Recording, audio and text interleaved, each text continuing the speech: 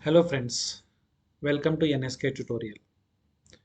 Today we'll discuss about bubble sort algorithm. What is meant by bubble sort algorithm? Before we step into the bubble sort algorithm discussion, let's have a quick discussion on sorting. What is sorting? Sorting is nothing but arranging an element in a specific order. For example, if we have an array will contain number of elements. If we have an array, we'll store elements into the array. If we have collection, we'll store elements into the collection. Now, when we are storing elements into collection or in array, then the storing can be any type. It can be integer type, or it can be long type, it can be float type, it can be string type. It can be any type we can store. It depends on the type of array will be created.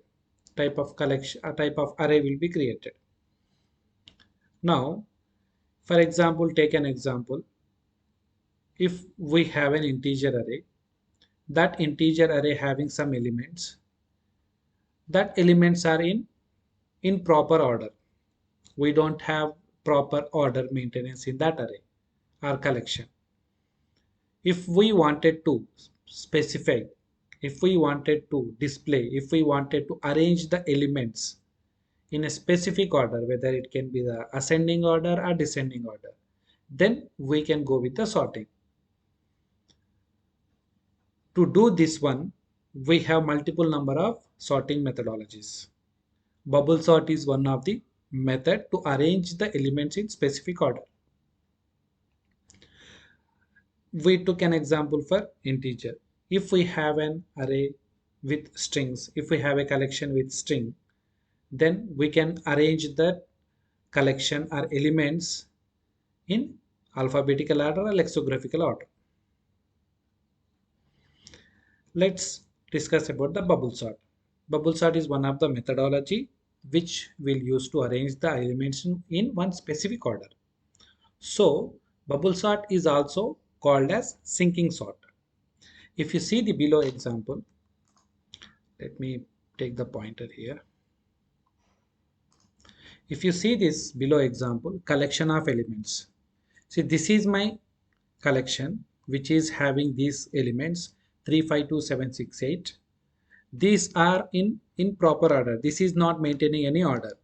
If we wanted to display, if we receive the functionality, if we wanted to implement the functionality which has to be display the elements in one specific order, then we'll go with the any one of the best sorting algorithms.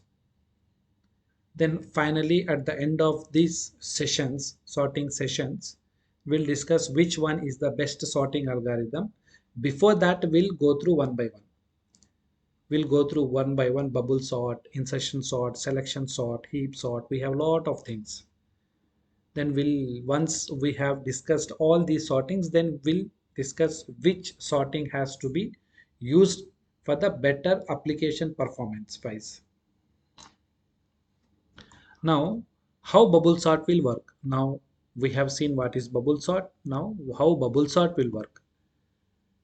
Bubble sort will work if we have an array. Let's take an example. If we have an array, if we applied bubble sort algorithm on this array, what happen?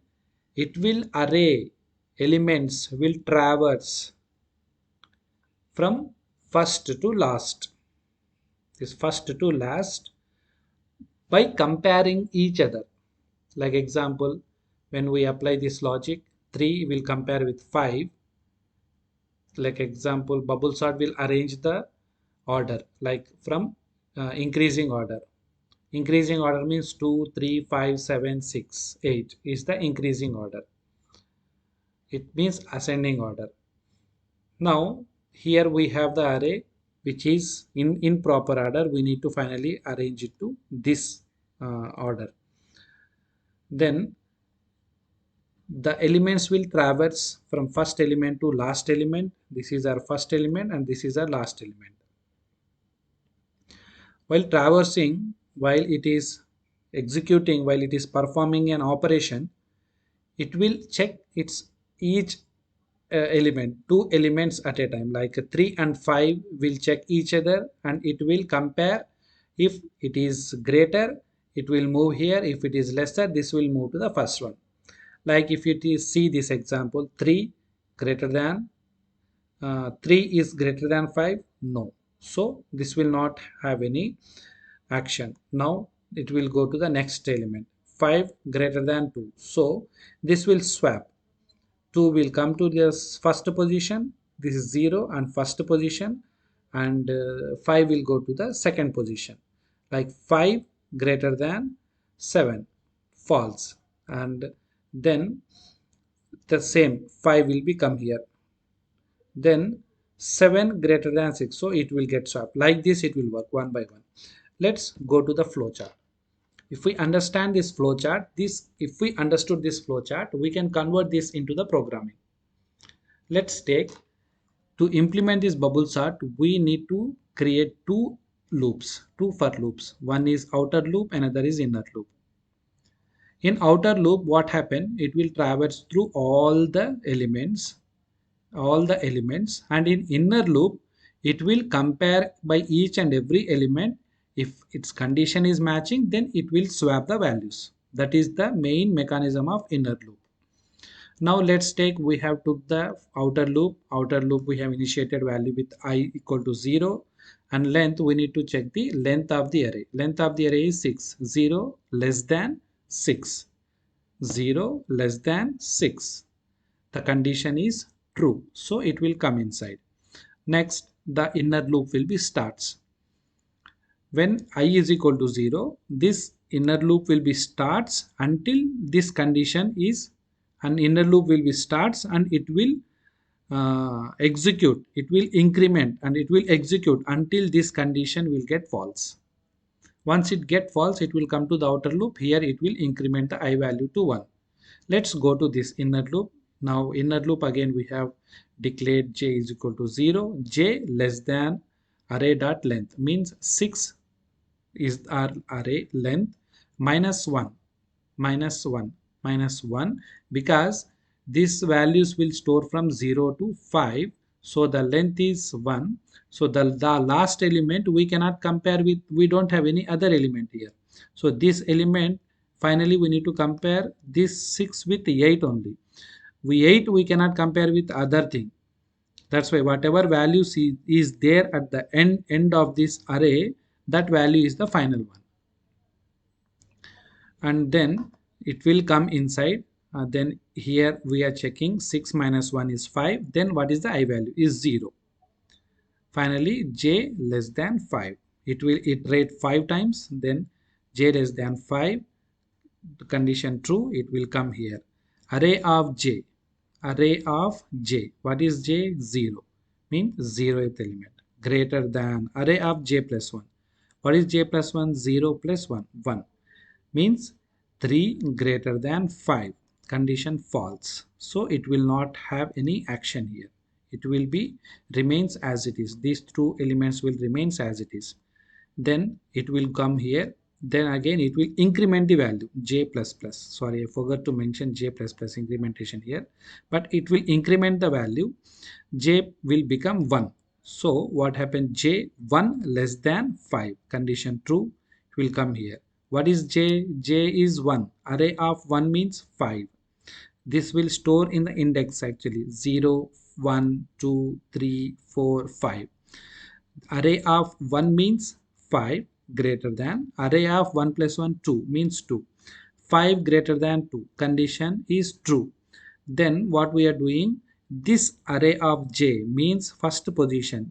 First position means 5 value we are storing into one temp variable, and the second position value we are assigning to the first position, and then finally the second position, the temp, whatever value we have stored in the temp position, that will get assigned here. Like this this loop will execute until the values will arrange. Once it has done, it will go to the outer loop. I will become 1. Then 1 less than 6, true, it will come here. Again j less than 6 minus 1, 5 minus 1, 4. Then 4 times it will get repeat. If anything is pending for the arrangement of in ascending order, if anything is pending, that will get arranged. Then again it will once this inner loop is completed, it will come outside. Then j I will become 2. Once I become 2, 2 less than 6, condition true, then it will come inside. J less than 6 minus 1 is 5 minus 2 is 3. Now j less than 3, 3 times it will get iterate. If anything is pending, it will iterate and it will go to the next block until it will arrange the values in the specific order. The loop will get iterate and it will come out. Then the output will become 2, 3, 5, 6, 7, 8. Now let's go to the implementation part. If we understood this flow chart, the implementation is very much easy, because we have to create two for loops. One is outer, inner. Let's add all these things. See this logic. We have for loop int I equal to 0, I less than array dot length I plus plus. For j equal to 0, j less than array dot length minus 1 minus I j plus plus. And if this is greater than, then execute this, or else repeat this. It means whatever I have designed in the flow chart, that I have converted into the logic. That's why if we are going to implement, if we are going to work on any kind of logic, any kind of business scenario, first we need to design the logic, we need to work on the implementation, means we need to work on the analysis. We have to be very much clear about the flow, then only we can convert that into the programming. That's it, friends. Just practice this, write this logic in one Java sample Java program and execute this. Definitely this will work. Thank you, friends. Thanks for watching.